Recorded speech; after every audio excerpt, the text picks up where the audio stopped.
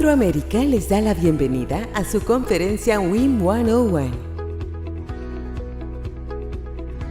Agradecemos a nuestros patrocinadores de oro, Aura Minosa y CTA Consultoría y Tecnología Ambiental, y a nuestros patrocinadores bronce, Barrick, Pueblo Viejo, Epiroc y Bluestone Resources, así como nuestros aliados estratégicos.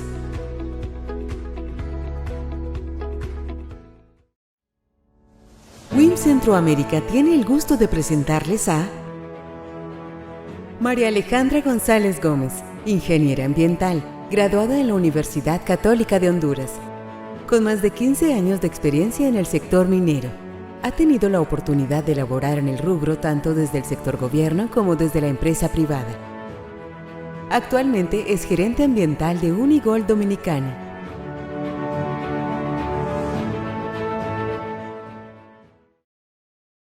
Good afternoon and welcome everyone. Thank you very much for joining us in this WIM 101 event.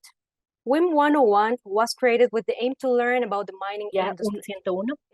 101 presenta los conceptos básicos y por eso hemos understanding the Toronto Stock Exchange and how it can help to access capital for your mining project. Bienvenidos a todos a este evento de WIM 101, en el que hoy estaremos conversando acerca de qué es la Bolsa de Valores de Toronto y cómo esta puede servir de puerta de acceso al capital para su proyecto minero. In the Zoom bar at the bottom, there is an icon in the shape of the world. There you can click and language options will appear. Please select Spanish if you prefer so, since we will be translating into this language. Para las personas de habla hispana que nos acompañan y que prefieran escuchar el evento en español, pueden hacer clic en la barra, específicamente en la parte de abajo, donde hay un icono en forma de mundo. Ahí pueden encontrar las opciones de idiomas, seleccionar el español, ya que se estará traduciendo a esta lengua. Aprovecho también para comentarles que en el chat se está compartiendo un enlace para que puedan descargar la presentación en idioma español. Les recomendamos que lo hagan para poder ir siguiendo y comprendiendo todo lo que nuestro expositor nos va a compartir. For questions, please write them in the Q&A section and we will be answering all your inquiries during the presentation.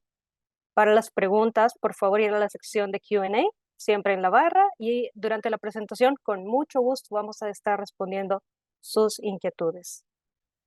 And now, it is with great pleasure that we introduce our speaker, Mr. Dean McPherson. Welcome, Dean. WIM Centroamérica presenta a nuestro conferencista Dean McPherson. Es el director del Departamento de Minería Mundial de TMX Group Limitada, Bolsa de Valores y Mercado de Toronto. Sus responsabilidades incluyen el desarrollo y ejecución de la estrategia mundial para atraer empresas mineras a unirse a la Bolsa de Valores y al Mercado de Valores en Crecimiento de Toronto. También es ingeniero civil con una maestría de posgrado de la Escuela de Negocios Schulich de la Universidad de York en Toronto.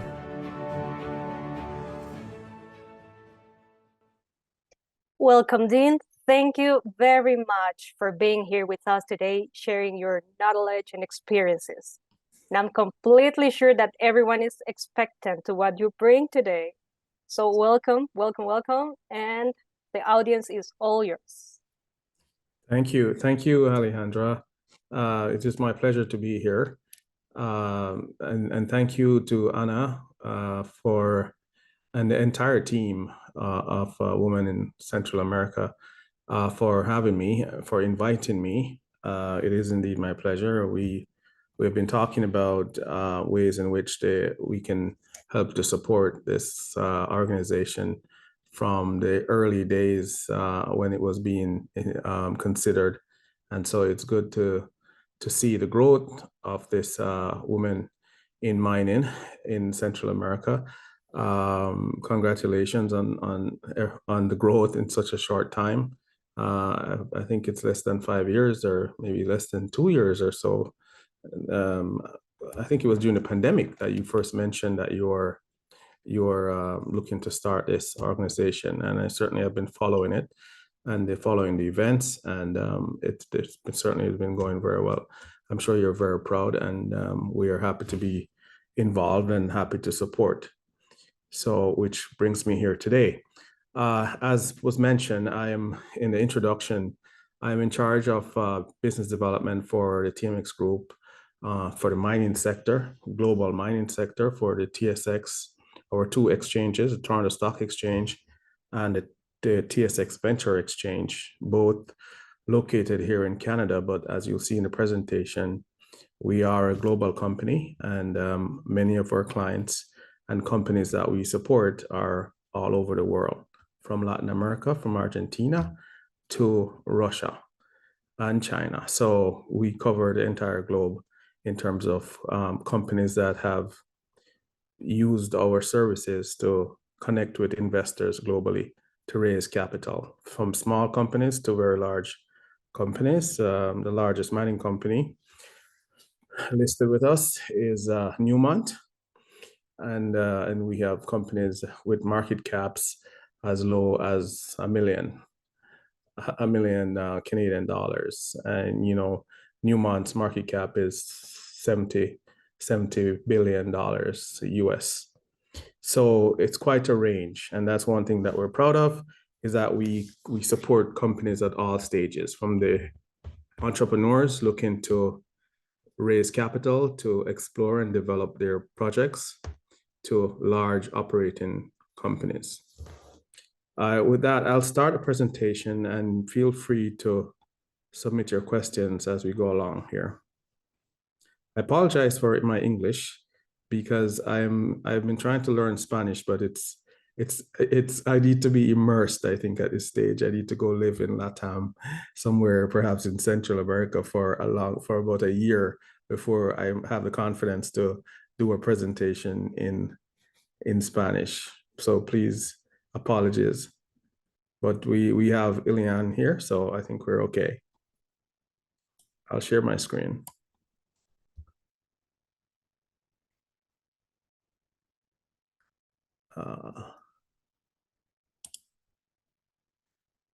Please do let me know if this works. Is that okay? Thank you, Dean. Yes, it is okay. Okay, perfect.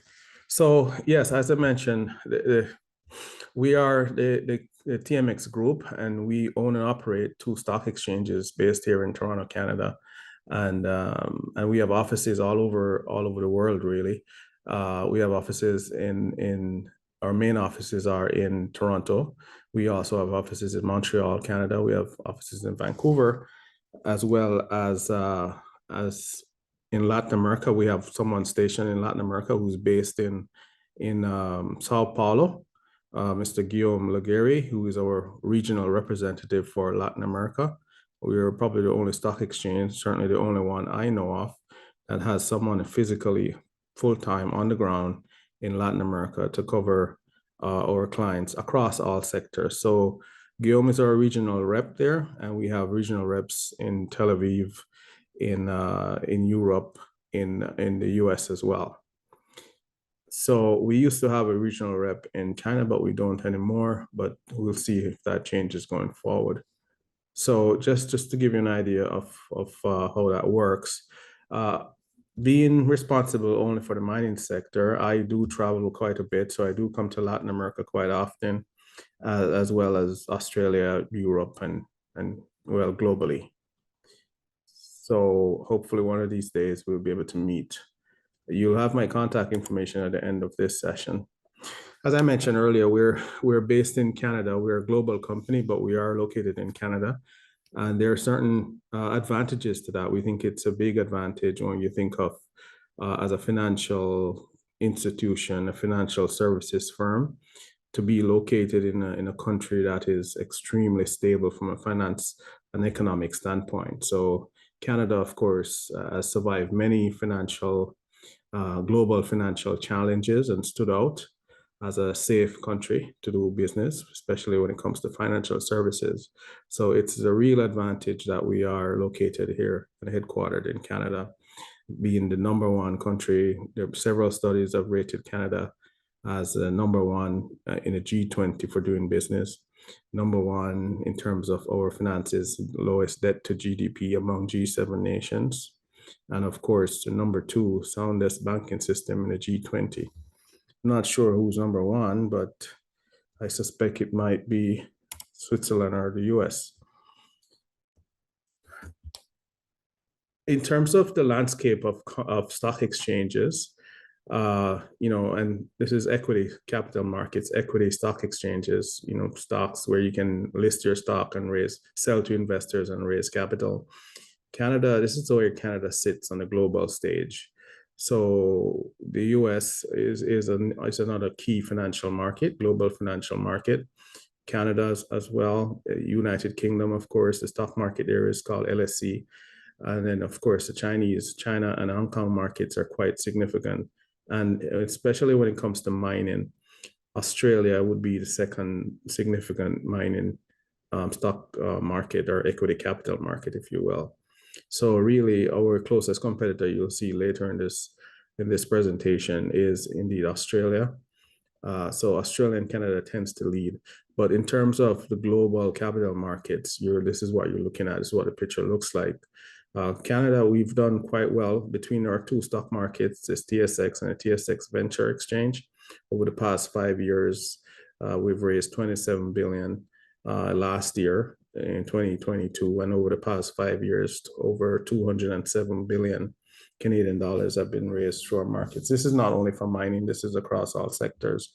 But I wanted to show this slide just to give you an idea of where Canada sits in the global capital markets. Next slide. So I talked about the advantage of Canada being a sound financial environment for financial services, but there are also some regulatory advantages as well.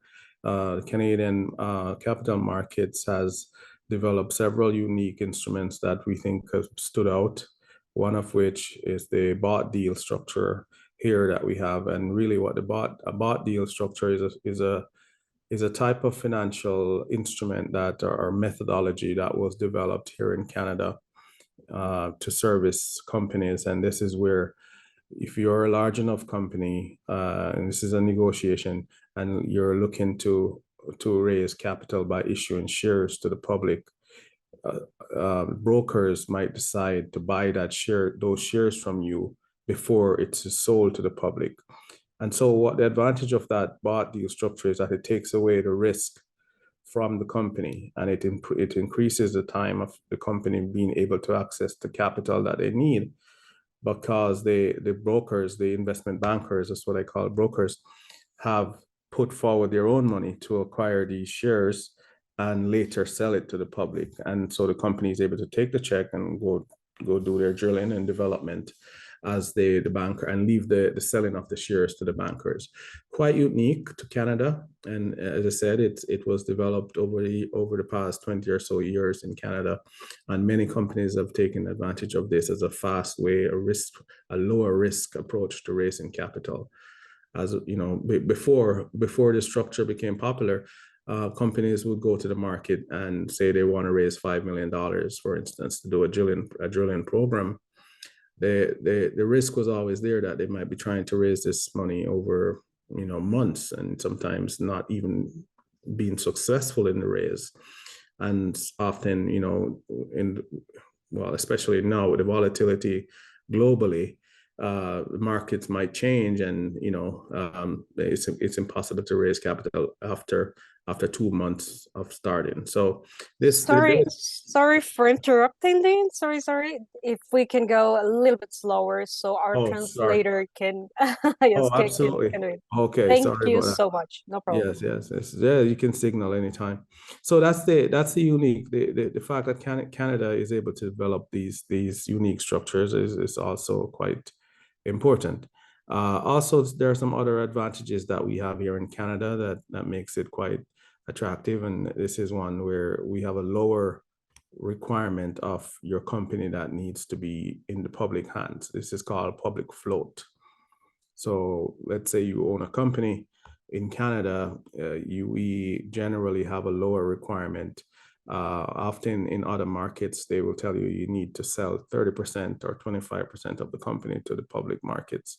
In Canada, we have a very low 20% threshold for the junior market, and on the senior board, it's even lower than that. So you are able to retain ownership in your company as it grows. That's why that's important.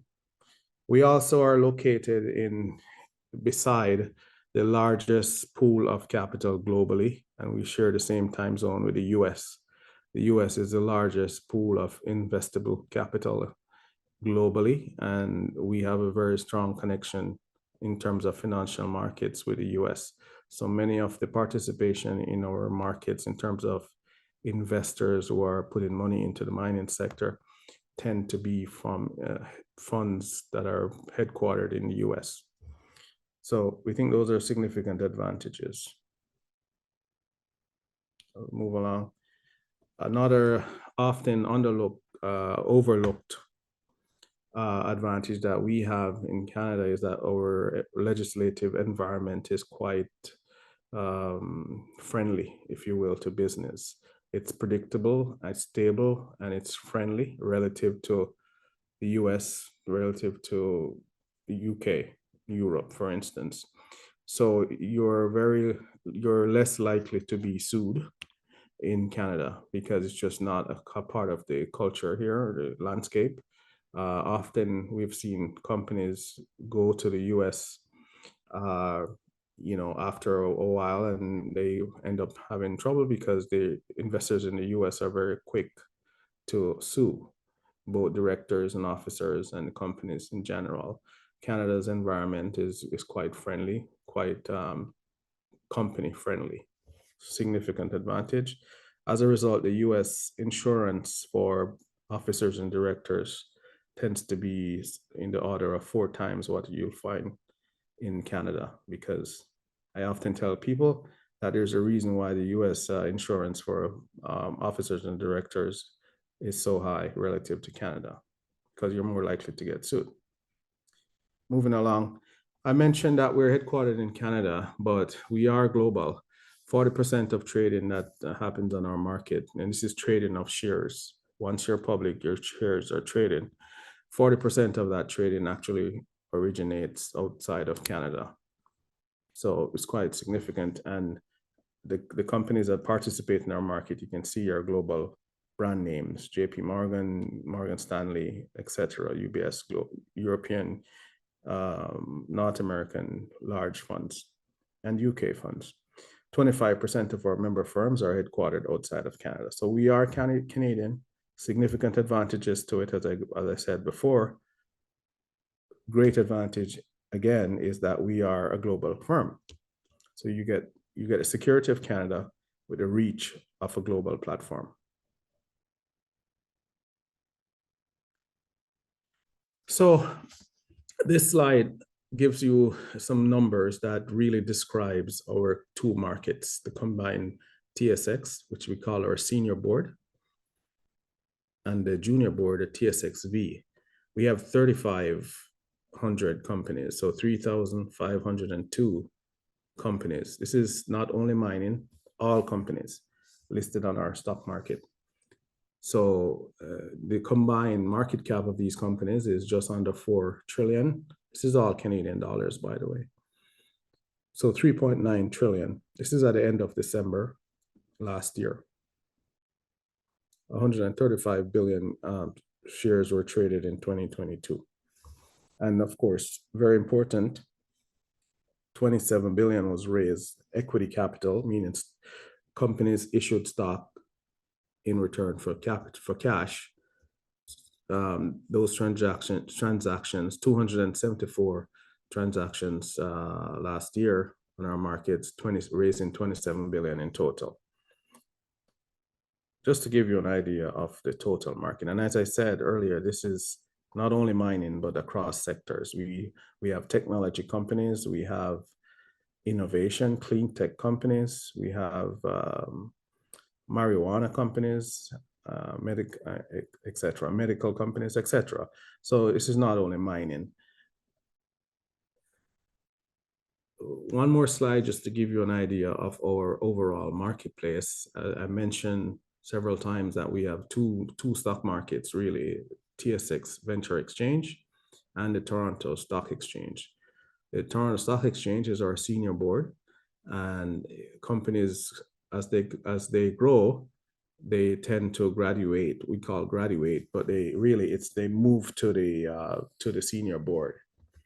It's very active. We're very proud of this structure because, as I said at the outset, what this does is give us the ability to service companies throughout the growth cycle. So from start, early companies, early prospectors, owners of projects who are looking for capital, who are looking for capital to develop, explore their projects, would start out on the TSX Venture Exchange, the junior market. We have over, in total, not only mining, in total, we have 1,700 companies listed on the TSX Venture Exchange. About 1,200 of those are mining. So you see, it is a very mining intensive market. The junior exchange, the TSX Venture Exchange, the average market cap is 41 million Canadian dollars. And the average amount of money raised by companies on this TSX Venture Exchange is just over $4 million. So there are several advantages for junior companies to have a market like this. And these are mentioned here in this slide. You know, they have access at a very early stage. They have with financing for their growth. It's cost effective. It's lower cost to list on the venture exchange. And we do offer companies a lot of included services to support them. Mentoring services, consulting services, all included in the cost of listing on our markets. And these consulting services include navigating the ESG landscape, for instance, navigating disclosure requirements. We help companies to set up, design, investor relations programs and websites. We help them to connect with investors. We put on several shows globally, events where we bring these junior companies together with global investors. And we do it in partnership with third-party individuals as well, who specialize in creating events for investors to meet companies and perhaps invest in them. So you have the advantage of all this while you're on the venture exchange. And eventually, as you grow, you can apply to graduate to the TSX, the big board, we call it. Now, on average, we have noticed it takes companies about 4 years to do that before they're ready to graduate. Usually when their market cap starts hitting 100 million, they will apply to us for graduation. Up to the time when we created this two-market system, we've had over 750 companies started out on the venture and then eventually graduated to the big board, the TSX. Now, why would a company want to go to the TSX? Just larger. You're in a larger pool. So think of it as being in a pond. You will start out as a tadpole and you grow. And as you get larger, you move to a bigger pond. And then you're in the ocean. And so you're exposed to investors who sometimes can only invest in companies on a big board. This is often the key motivation for companies to want to graduate. Because let's say, I'll give you an example. We had a company we still have them based in Brazil, lithium company, Sigma Lithium, started out on the TSX Venture Exchange, very early stage, just had entrepreneurs in Brazil, as I said, had a project. They wanted to raise some capital to start exploring and develop this project. And this is about 6 years ago. And they started out, when they initially listed with us, their market cap was 20 million Canadian dollars. Today, their market cap is $6 billion. Of course, a large part of this is because of the growth in lithium and the energy transition metals, battery metals. So that's a great example. And now they want, they're in the process of graduating to the TSX, the Toronto Stock Exchange, the senior board, because they're attracting investors like Tesla and BlackRock. You know, these are some of the largest investors in mining now. So in order to attract these investors, they need to move to the senior board. Many companies. Sorry, go ahead. Sorry, go ahead. Yes, thank you. We have one question, Dean. Okay. Yes, the question is from Alex. Is the Canadian Securities Exchange also part of the TSX, or what is the difference between both of them? The Canadian Securities Exchange? Yes, that's what they yep. So the Canadian Security Exchange is another stock market here in Canada. So that it's relatively new stock market, much smaller. But yes, there are some people sometimes say that it's a competitor for the Toronto Stock Exchange, but it's not really, because they're much smaller than our market, than the TSX Venture. So you can think of the Canadian Stock Exchange, the CSE as it's called lovingly. It's a stepping stone to the TSX Venture Exchange. They have even lower requirements for listing. And I will go through the listing requirements that we have later in this presentation. But the CSE has even lower requirements to get listed. So that's where it's good. If you can think of it as, I will say this, and I know people often think that I'm being mean by saying this, but it is true. You can think of the TSX Venture Exchange as the NBA, if you want to use a basketball analogy. And so the CSE would be a farm system or a farm program. And so companies go there when they don't meet the requirements. They haven't met the requirements to list on the TSX. So they go to the CSE, and as they grow, they get the requirements, they apply to the TSX Venture. That's currently the structure.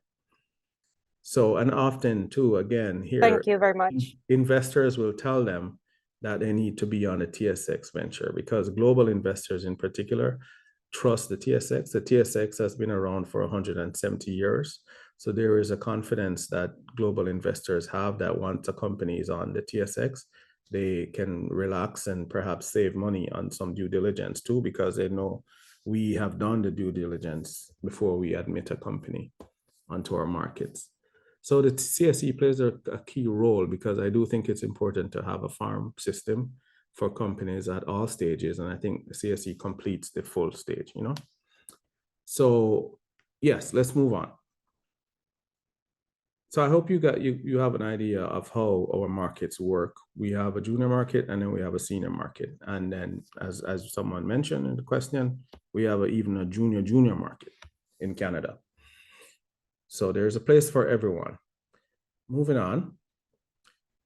The mining sector. So before this, the first 8 slides, really, I wanted to cover overall the two markets and give you an idea of where we sit. But drilling now into the mining sector, because that is my area. In terms of the mining sector, we are very lucky. As I said, lucky. It's been 170 years that we have been around, and Canada, mining is so important to Canada as it is to Latin America.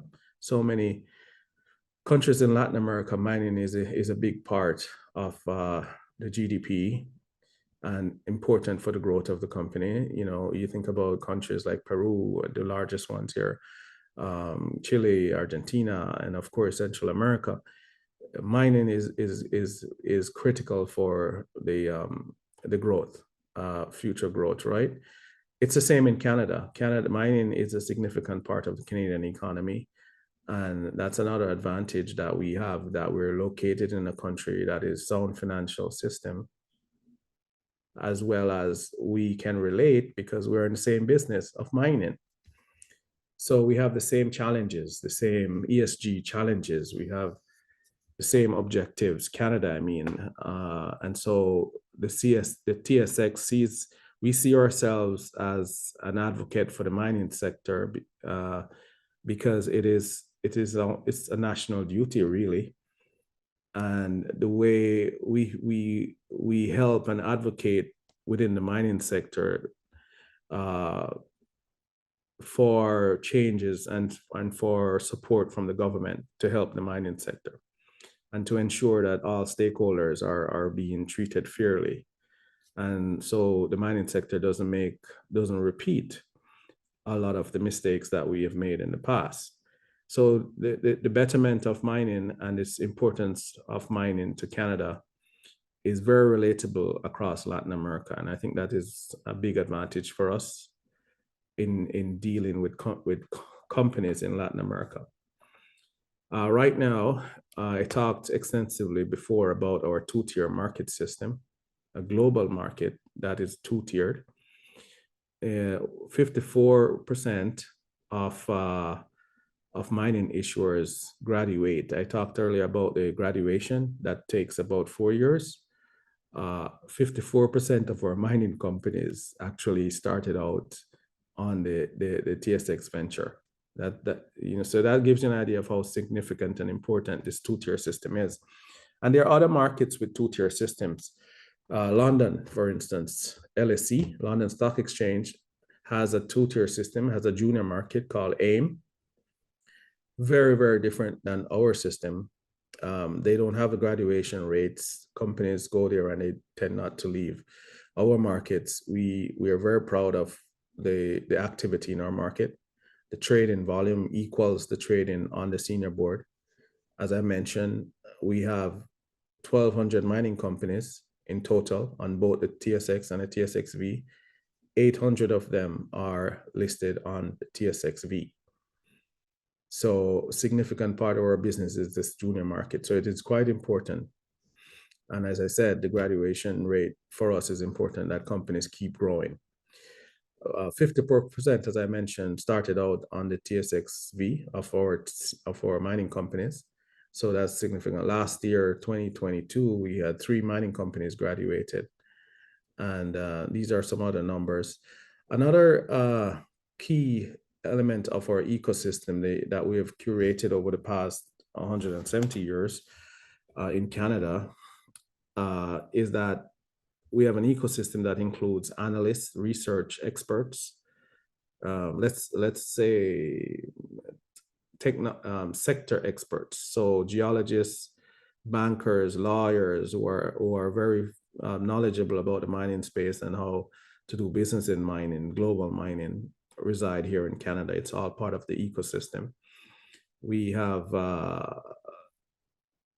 analysts, as I said, analysts I mentioned earlier. I mentioned the bankers, I mentioned the lawyers, and also analysts. These analysts tend to be experts in interpreting drill results, interpreting events that might impact the mining sector.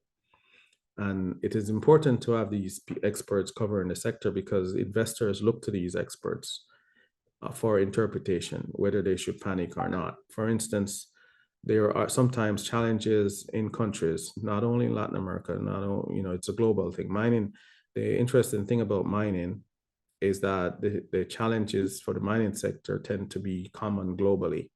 Sometimes I've found in Latin America, countries think that the challenges are specific to them. One particular challenge that has become popular recently is the interaction between the indigenous communities and the mining sector. This is a very big issue in Canada as well. It's a significant challenge.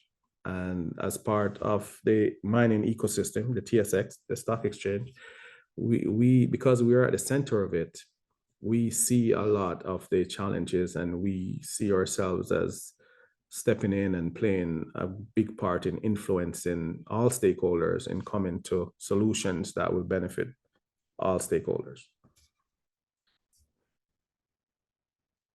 I will say the advantage for us is that right now, 40% of all mining companies globally So if you think about all the companies, mining companies around the world that are publicly traded, that are actual public companies, 40% of them are listed on our markets, either the TSX or the TSXV. So We have, this is significant. sorry, Dean, yes, we have a second question. Okay. How, you mentioned some of the challenges companies have. So how do you work with the companies on these challenges, social and environmental? So I mentioned earlier that one of the advantages with listing with us, that for instance, is that we offer consulting services. We stay, when companies are listed with us, we just don't walk away from the companies and say good luck. We have a whole team that works with companies, it's included in the cost of listing with us, but they giving consulting services, and these are experts who worked in companies outside, lawyers, investment bankers, accountants who advise companies, and often we have a system we call a mentor system. We have a program where companies can select which of these programs they would like help with. We have done it, and it's done globally. We have done virtual consulting programs with companies in Ecuador, for instance, from our offices, and many companies, and we have not only small companies take advantage of this, large companies, Newcrest, Barrick level companies come to us for these sessions for advice, for consulting on how to approach certain challenges. And as I said, we work with not only the companies, but third parties, people, consultants, or who might want to connect with companies. We also facilitate that. So we stay very close to the companies. And as I said, we have a whole department that has experts in the different areas. For instance, when ESG became a significant factor in investing in mining, we were very early to start working with our junior companies in particular, because many of them couldn't afford to hire people in-house to do this work. So they relied on us to provide that work as a consultant. So I'll step it up. I think I'm running behind here, but not too bad. I think we only have about 10 more slides. So, and I think a lot of what's to come I've actually touched on. So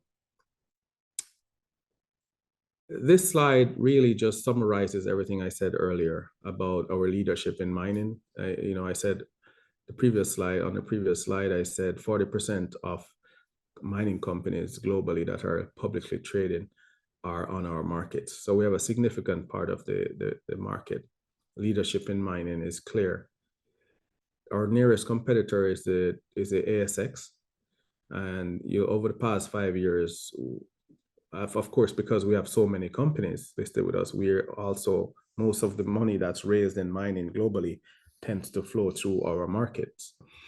It only stands to make sense. So as I said, when you think about capital raise, for every dollar raised in mining, in terms of equity dollar, not debt, for every dollar raised globally in mining over the past 4 years, from 2018 to 2022, over a third, 36% has been through our marketplace, significant.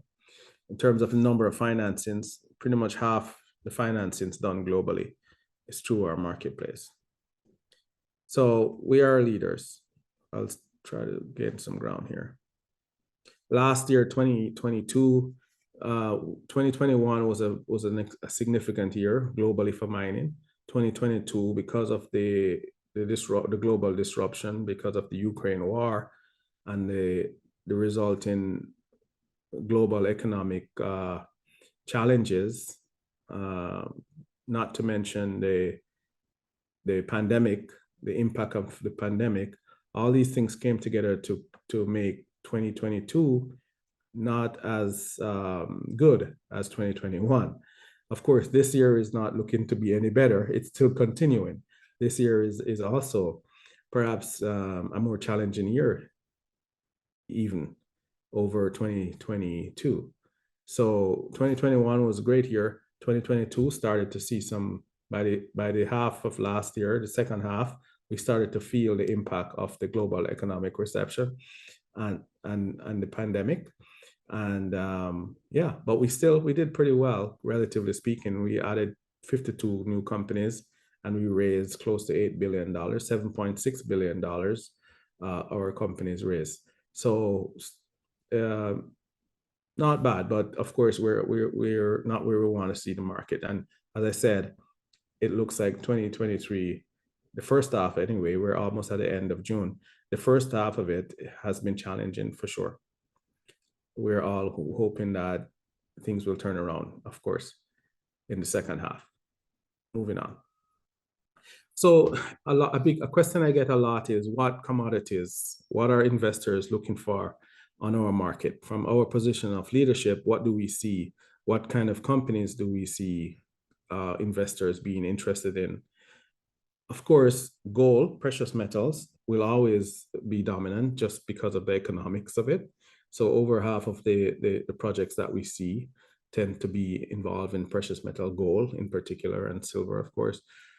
But of course, since 2020, and of course, that outstanding year that we had in 2021 was driven largely by the energy transition theme.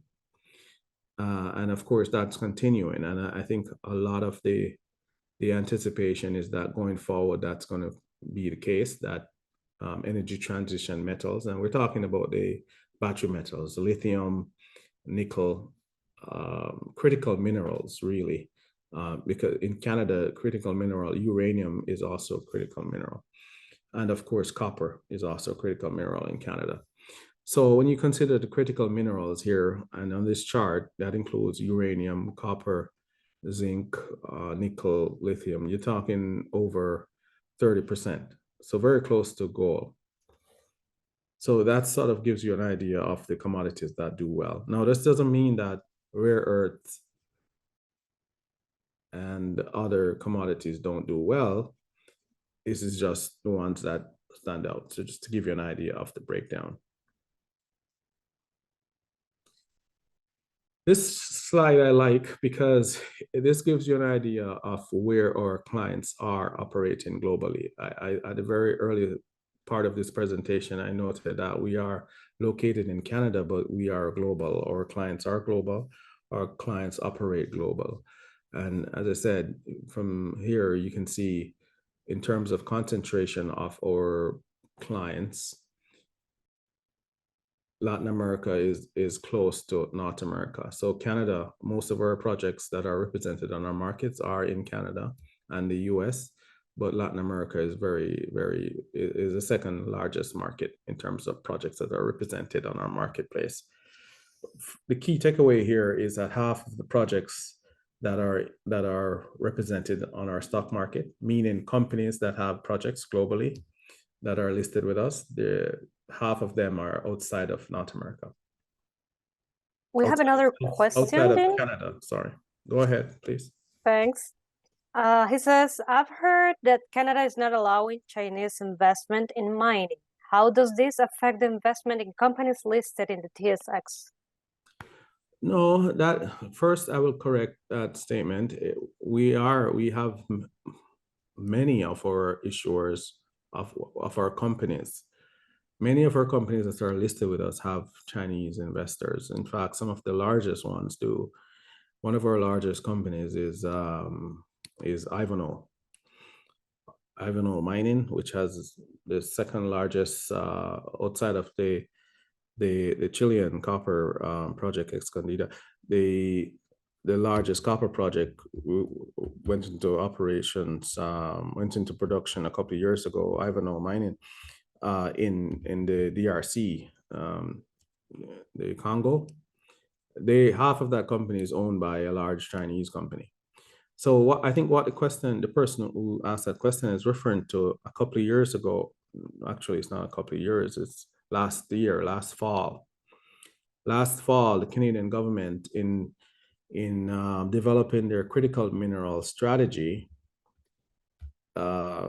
decided that 3 of our issuers needed to divest themselves of Chinese investors that the Canadian government had identified as companies, investors with significant influence or ownership by the Chinese government. So 3 companies. And so they thought from a national security standpoint, because these investors were, in their determination, were effectively agents of the Chinese government, they should divest themselves of these 3 companies that are listed with us. These companies, one of these companies had projects in Canada and in Chile. And so that's probably the headline that this person saw. So yes, only 3 companies were asked to divest themselves, and these companies have since asked these investors that the government identified to sell their shares to another investor. So no, there is no ban on Chinese investors, just to be clear. And as I said, if that was the case, there is a significant number of companies listed with us with Chinese investors. So yeah, just for that clarification, if you have a follow-up, please let me know. Thank you very much. Moving on. This slide here is just summarizing everything I talked about earlier, really. Just to give you an idea of what the landscape is. As I said, the nearest competitor is the ASX, but in terms of new listings, etc., you can take a look at this. It's just details of everything I've said earlier.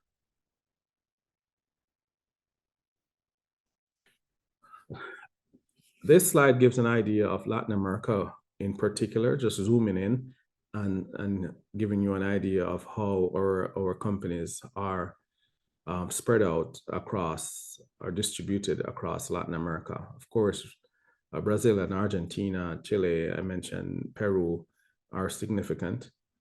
Central America is lagging a little bit, definitely room to grow. Hopefully after this presentation, we'll see that number going up in the near term. I'm sure it will. I think the opportunity in Central America is becoming evident. And from certainly my visits and talks with stakeholders in Latin America, there is a significant interest in Central America in particular as a growth area. But this is sort of the distribution. Of course, Mexico is significant as well in terms of number of projects that are listed there. But over 1,000 projects, well, close to 1,100 projects, 1,096 are represented. So how do you get listed? How do you join this amazing stock market, or these amazing stock markets? There are several ways. We have CPC program, Capital Pool Company program, that is very similar to the SPAC program in the US. We tell people that it's similar to, one way to think of it is like a mini SPAC, the CPC program. So it's a very popular way of going public on our markets, and the CPCs only exist on the TSXV. So it's a vehicle for companies to enter the TSXV, the TSX Venture Exchange. The SPACs, of course, are listed on the CSE, and it's only one method. So there are several ways, and we provide flexible path to listing. This bottom one here, dual listing or interlisting, is if you are listed on, let's say, the London Stock Exchange, and you want to give investors in Canada or the US better access to your company and a chance to trade and invest in your company, you might decide to add a second listing. So many large companies, for instance, Barrick and Newmont, the largest mining companies, they tend to have multiple listings. So they're listed in Toronto, and they're listed in Barrick, for instance, and Newmont. They're listed in Toronto, and they're listed in on the New York Stock Exchange. So this dual listed. So this is another way of joining, or interlisting, is to, if you're listed on another major exchange, you can add a secondary listing on Toronto, or vice versa. Many of our companies add a secondary listing on second markets as well, often influenced by strategic objectives, mainly around accessing investors. Next slide. So the minimum requirements for listing on our markets really are these 6 areas. this is it in summary. First of all, you must own at least 50% of a project, and you must have spent some money on the project over the past 3 years. Minimum of 100,000 Canadian. All these numbers are Canadian. You must have a work program, and the work program often is outlined in your technical report. But you must have a work program, a minimum work program of $200,000 going forward. You must have working capital to cover at least that work program for 12 months, plus unallocated funds. That should be unallocated funds. So working capital to cover your work program and 100,000 as a buffer, if you will. So for 12 months. And as I mentioned, a technical report, you must have a technical report that's completed according to National Instruments 43. People call it 43101. People call it NI 43101. Most people in mining will recognize this. NI 43101 is a disclosure standard by the Canadian Security Commission. And it must be done by individual qualified independent individual. Sorry, Alian. So yes, you must have a technical report. You must have a work program of at least $200,000, and you must have enough money to cover that work program, plus 100,000 in reserve just in case of emergency or overheads. And there's a liquidity test. You must have at least 500,000 shares outstanding, and you must have at least 250 shareholders. 200, that should be 200 shareholders. And you must have 20% of your shares in public hands. So this liquidity test here is often a big challenge for junior, very early entrepreneurs with projects, because often people have spent money on their project. People own their projects, and they've spent some money, and usually 100,000 Canadian, is what, 75,000, 70,000 US. So over 3 years. So that first one is not usually a big challenge for many early entrepreneurs. A technical report, often most people don't really have a technical report unless they need to, a 43101 report. So because there's a cost to do this, you have to pay a consultant, independent person to do this report. But this is a key requirement, and it's not by us, it's by the Canadian Security Commission.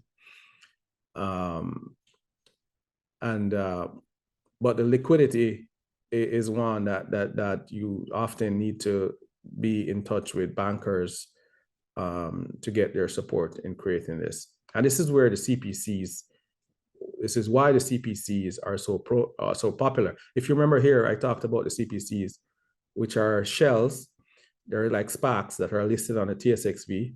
And these are shells, non-operating companies that were created for one reason: to find a project or a company to do a combination with, what we call a qualifying transaction.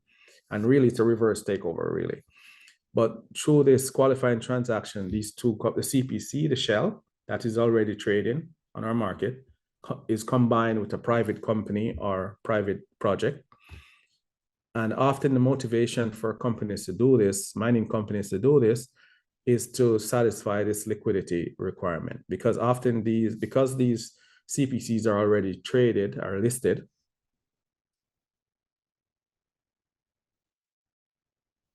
they will have shares outstanding. They will have this 500,000 shares outstanding. They will have shareholders who are holding these shares, and the minimum is 200. And with the two combined companies, what companies will do, they will, in order to satisfy the working capital requirement, they will raise money at the time of combining these two companies. So at the time of going public, they will issue shares to satisfy the 20% and also raise some capital to satisfy the working capital. So I hope that wasn't too complicated, but that's generally the mechanics. But these are the 6 areas. And as I said, if you need clarification, please let me know.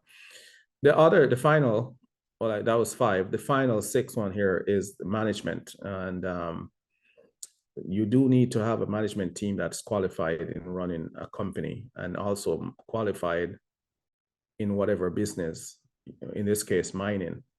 So, and you also have to have 3 officers, CEO, a CFO, and a corporate secretary, and a chairman. Sometimes the chairman and CEO is the same, but you do need to have these people. Most companies at the early stage will have the chairman and the CEO. It's the same, but the CFO must be different from the CEO for sure. And yeah, and also, as I said, you do need to be qualified, have some sort of background, or have people on the board that have a background in the business that you're presenting. Management, in order to evaluate the people that are coming to our stock market, a key thing is integrity and character and reputation. And we do require officers and board members and investors with over 10% to complete what is called a personal information form so that we can assess their suitability. You don't need to be a Canadian. Many of our companies have many of our companies are international. You don't need to be a Canadian to list with us. Your company doesn't need to be registered in Canada to list with us. You can be an international company and list with us. I think that's a management, liquidity, technical report according to Forestry 101, working capital, exploration, program, and ownership. Those are the key considerations, minimum, to get into the market. I talked about the consulting support that we give companies once they're listed, because for us, we found that the success of companies that are listed with us is important for our success going forward. It would be bad if companies came to list with us and they fail. So the success of companies listed with us is of significant importance to us. We have a complete separate team that focuses on that. I support that team a lot because, of course, my primary job is to attract new companies. I would not be able to do my job effectively if the companies that do come to join us are failures. So the more successes that I can point to, my job is easier. So I work very closely with a team that we call them the company services team that provides this growth accelerator program, which is a mentorship for early stage companies, where company executives select sessions that they're interested in. We arrange a one-time or place or one-on-one sessions. And we've had sessions that included 30 people on a site in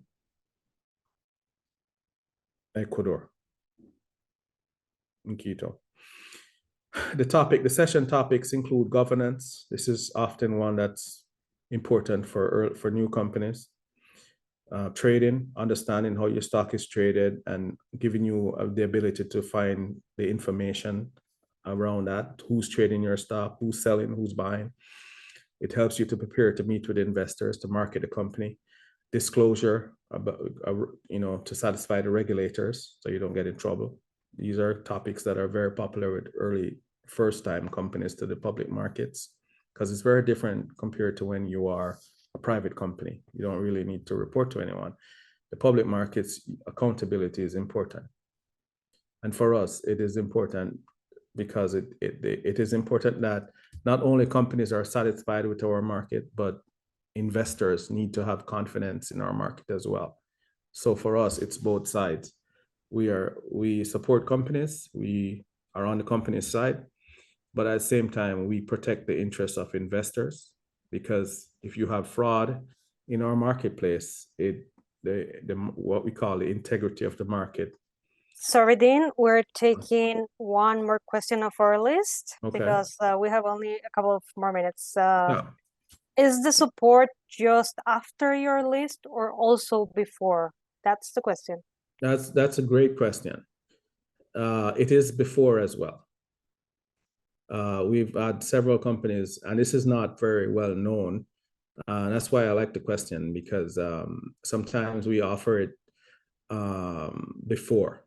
But yes, the short answer is yes. We also offer the support before, because what we find is that it's important to be prepared to go public. So the better prepared you are, you can just go out the gate faster, and it works very well. And yeah, many of our companies, last year or 2 years ago, we listed a very large company from Colombia, very large producer with projects in Nicaragua as well. And they took advantage of this program before they were actually listed and traded in Canada, and that worked out quite well. Yes, and ESG, of course, and investor relations. These are areas that many companies, these are the popular topics that companies benefit from. Let's see, and that's it. Oh, we did it. Yeah.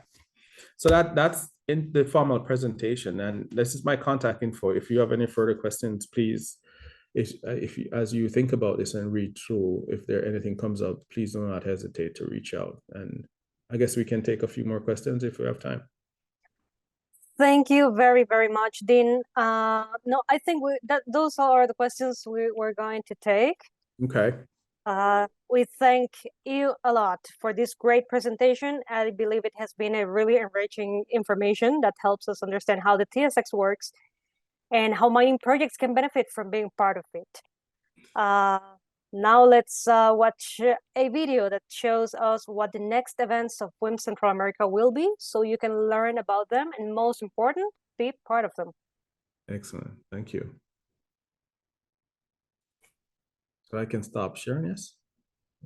Yes, you can. And just after the video, we're going to say some last words. So please watch the video now, and we'll come back in a few seconds.